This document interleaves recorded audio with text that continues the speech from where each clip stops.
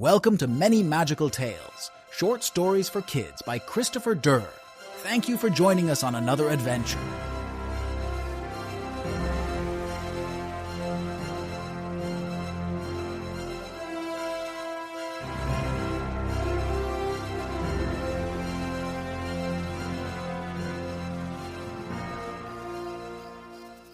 On the outskirts of a sleepy little town, where the moon hung low and the wind whispered secrets through the trees, there was a pumpkin patch. Most of the pumpkins sat quietly, waiting for someone to pick them and take them home. But one particular pumpkin, named Gordy, was a little bit different. Gordy was a magic pumpkin, well, magic to us, who have never seen such a thing, and he had been stuck in the patch for as long as he could remember. All he wanted was to leave the boring pumpkin patch and go have an adventure. Unfortunately, Gordy had no legs and no arms, which was to be expected since he is a pumpkin, but he also had no way to get out of the pumpkin patch, which was his most deepest desire. In the pumpkin patch nearby, there was this scarecrow who looked like a rather peculiar character. He stood in the centre of the field, his straw arms draped like he was posing for something. His crooked grin was the kind that made you feel that he was up to no good, or he just didn't care. One chilly Halloween night, as the stars twinkled and the air crackled with mystery, Gordy decided he had waited long enough. If anyone's going to help me out here, he thought, it's probably going to be him. So Gordy spoke a magical phrase that he somehow knew, but didn't quite know why he knew it, but thankfully he did. On Halloween night, at the end of day's light, grant me the ancient power to create life. Bring this scarecrow to the land of the living so he can assist with my journey's beginning. The wind picked up and howled, and a cloud that was blocking the moon made way for the bright full moon to shine down on the pumpkin patch. The scarecrow jolted to life with a lazy stretch and a sly grin. His button eyes scanned the field, and then they landed on Gordy. Well, hello. He drawled in a voice that sounded like he'd just rolled out of bed. Good evening, my orange round fellow. What can I do for you, mate? Gordy blinked. Hi, I'm Gordy and I've been trying to escape. I need your help to get out of here.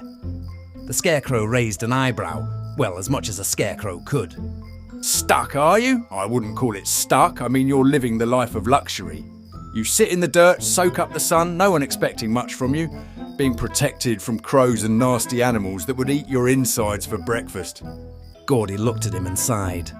Not quite. I want to go on adventures. I want to see the world. I want friends. I've sat here in this pumpkin patch talking to myself, looking like I've lost my last seed. The scarecrow twirled a bit of straw from his sleeve and gave a lazy smile. Friends, eh? Well, that's a tall order for a bloke made of straw, but I suppose I can entertain the idea. After all, I've been hanging here for years with no one to talk to but the crows. And let me tell you, they're obnoxious. So maybe you'll be slightly less obnoxious than them. And that would be an upgrade. So, you'll help me? Gordy asked, his glow brightening. The scarecrow tipped his ragged hat in a sort of half bow. Aye, I'll help you. But let's be clear, mate. I don't do this out of the goodness of my heart. I do it because, frankly, I'm bored. And maybe because I too have an undeniable thirst for adventure. I mean, look at me. Before they could get too far in their plotting, a group of kids in Halloween costumes wandered into the patch. Dressed as witches, superheroes and skeletons, they were searching for pumpkins, completely unaware that talking pumpkins like Gordy even existed. The scarecrow's eyes gleamed mischievously. Well, look who we've got here, trick-or-treaters. Should we say hello or give them a bit of a scare, mate? Please don't scare them, Gordy said quickly. I'm trying to make friends, remember? The scarecrow grinned, leaning down toward Gordy. Oh, come on, mate. Where's the fun if we can't add a little excitement to the night?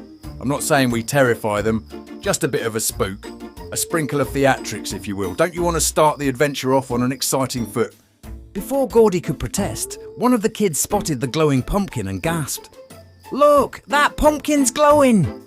Another kid dressed as a pirate pointed at the scarecrow. And the scarecrow! It's moving! The scarecrow turned to Gordy with a smirk.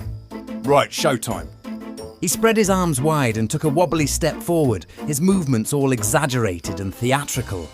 Well, hello there, humans. Happy Halloween and welcome to the pumpkin patch of doom. He said with a smirk, with a bow that was somewhere between elegant and absurd. I'm here to make sure you have a night to remember. The kids stared, frozen in place, unsure if they should scream, laugh, or both. Gordy groaned. Could you please try to be a bit more, friendly? The Scarecrow gave him a lopsided grin. Friendly? Mate, you wound me. This is me being charming. One of the braver kids stepped forward. Are you really alive? Like living alive? This isn't some trick like animatronics or something. The Scarecrow raised his arms dramatically. Oh, alive is such a strong word, my lad. I prefer animated. It's a better fit for someone with my charming disposition. The kids exchanged nervous glances, and Gordy could see this was heading in the wrong direction. He rolled his eyes, or at least tried to, as much as a pumpkin could. Look, we didn't mean to scare you. My name's Gordy, and this is, well, he doesn't really have a name, but he's... I am the Scarecrow extraordinaire. The Scarecrow interrupted, twirling a bit of straw like a mustache. Master of wit, keeper of the crows, and now, apparently, your friendly neighbourhood tour guide for this All Hallows Eve, but you can call me Twiggy. The kids hesitated for a moment, but then the smallest one, dressed as a ghost, stepped forward and smiled. I think he's funny. The Scarecrow leaned down and winked at the ghost. Smart lad, that one. Clearly a connoisseur of quality Scarecrow humour and charm. The Scarecrow said, I'll tell you what, me and my pumpkin friend Gordy are going to make you guys the offer of a lifetime. We will travel with you and go trick-or-treating, and in exchange for us helping you scare everyone you come across, you will help get my friend Gordy here to the nearest train station or bus stop so he can go explore the world. Do we have a deal? The kids were enthusiastic and immediately said yes. This is going to be great, one of the kids said. Let's give this neighbourhood a Halloween to remember. As the kids wandered through the darkened neighbourhood, their bags full of candy and their laughter echoing into the cool Halloween night, they stumbled upon a house at the far end of the street. It stood apart from the others, draped in shadows. The windows were dark, the paint peeling, and the trees around it seemed to twist and bend unnaturally. The house looked haunted. One of the kids, dressed as a pirate, stopped in his tracks. Maybe we skip this one, he suggested, his voice shaky. Yeah, definitely haunted, agreed the girl dressed as a witch. No way I'm going up there. Even Gordy, glowing faintly at the back of the group, felt a shiver of unease. Maybe they're right, Twiggy. That place gives me the creeps. But Twiggy, the ever-bold Scarecrow, grinned mischievously. Oh, come on now, you bunch of scaredy cats. What's the fun of Halloween if you don't face a little scare? It's just a house. Probably some old lady who forgot to put out decorations. What's the worst that could happen? I mean, she's more likely to be afraid of us than us of her. The kids exchanged nervous glances, hesitating at the gate. The house loomed larger the closer they got, and the wind seemed to howl a little louder as they approached. A crow cawed ominously from a nearby branch. Don't be chickens, Twiggy said, puffing out his chest and tipping his ragged hat. You've got me, a scarecrow, and Gordy, a charming vegetable, to protect you. What's the worst that could happen? Besides, think of the stories you can tell next year. We braved the haunted house and lived to tell the tale. With Twiggy's urging, the kids finally gave in. Together they trudged up the creaky steps of the old house, the porch groaning under their weight. Gordy rolled beside them, his glow dim but steady, while Twiggy swaggered confidently in front. They knocked on the door, the sound echoing through the house like a distant boom. For a moment, nothing happened. The air was so still that they could hear their own heartbeats. They heard a very faint, "Come in, I'm in the back." Then slowly the door creaked open. Standing in the doorway was an old woman, her hair tangled, her face wrinkled and shadowed by the dim light inside. She wore a faded black dress, her eyes sharp and cold, and a crooked smile stretched across her face. There was something unsettling about her, something that made the kids freeze in place. Well, well, well, She rasped in a voice that sounded like it had crawled out of a dusty attic. look what we have here.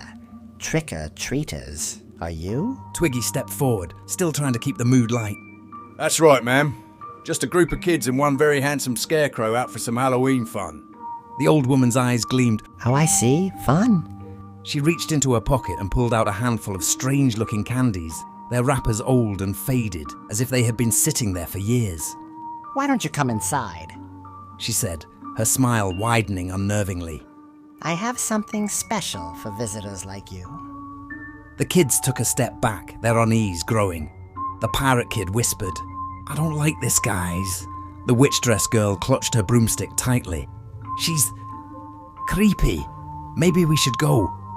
But the old woman's hand shot out, grabbing the doorframe. Leaving so soon? Oh no, you've come all this way. Besides, She said, her voice dropping to a chilling whisper. It's dangerous to be out on Halloween night, especially this Halloween night. There's magic in the air, magic that can take you away if you're not careful. Gordy's glow flickered nervously, and he glanced at Twiggy. I don't like this, something's off, we should leave. Twiggy nodded slowly, his playful attitude vanishing. I think you're right, mate. The old woman's voice cut through the air. Oh, you should listen to me, dear children. The magic of Halloween is powerful.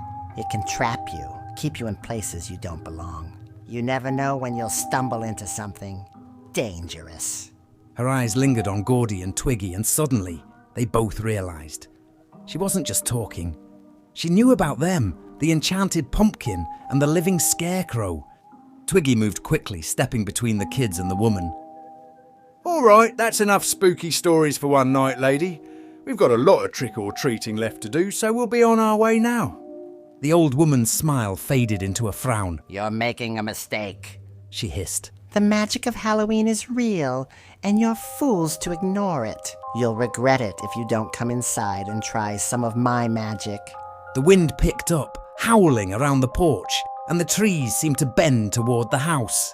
The kids huddled together, their faces pale with fear. Run! Twiggy shouted, his button eyes glowing with urgency. Get back to the pumpkin patch. The kids bolted, their candy bags flapping as they raced down the steps. The old woman reached out as if to stop them, but Gordy rolled forward and let out a burst of light, momentarily blinding. Twiggy, let's go! Gordy called. Twiggy, his straw legs moving faster than they ever had, dashed down the path, grabbing Gordy on the way. They hurried back toward the pumpkin patch, the old woman's cackling laugh echoing behind them. The kids didn't stop running until they were safely back in the patch, gasping for breath. They collapsed in the soft earth, their hearts still pounding. Twiggy, catching his breath, shook his head. I told you it would be an adventure, didn't I? He said with a weak grin. One of the kids, still shaken, looked up at him. Was she really a witch? Gordy, still glowing faintly, gave a thoughtful nod. I think she was something. And whatever she wasn't friendly. Twiggy's grin returned, this time with a bit of his old swagger. Well, lucky for you lot. You got the finest scarecrow and pumpkin duo around to keep you safe. The kids nodded, grateful to have made it out. We're definitely never going back to that house, one of them muttered. One of the kids said to Gordy, Do you still want us to take you to the bus station? Gordy said to Twiggy, Aren't you coming with me? I thought you were going to come with me to explore the world, Twiggy said. I don't think I could do that. I like you, and we've had a good adventure tonight, but I can't just leave my job. I can't just leave my post. It's my job to keep the crows away from the field, and if I'm gone, then who's going to be around to help? I don't want to abandon my post. Gordy thought long and hard and decided that maybe staying around town wasn't such a bad idea. He could have adventures right here, right in this neighbourhood, right in this pumpkin patch. He didn't have to go explore the world to find adventure. He decided that he too was going to stay in the pumpkin patch. The kids promised to visit them on every Halloween night going forward. And every Halloween night, the kids returned as Gordy and Twiggy came back to life to have a Halloween adventure. The end. Thank you for tuning in to The Scarecrow and the Pumpkin, presented by Many Magical Tales.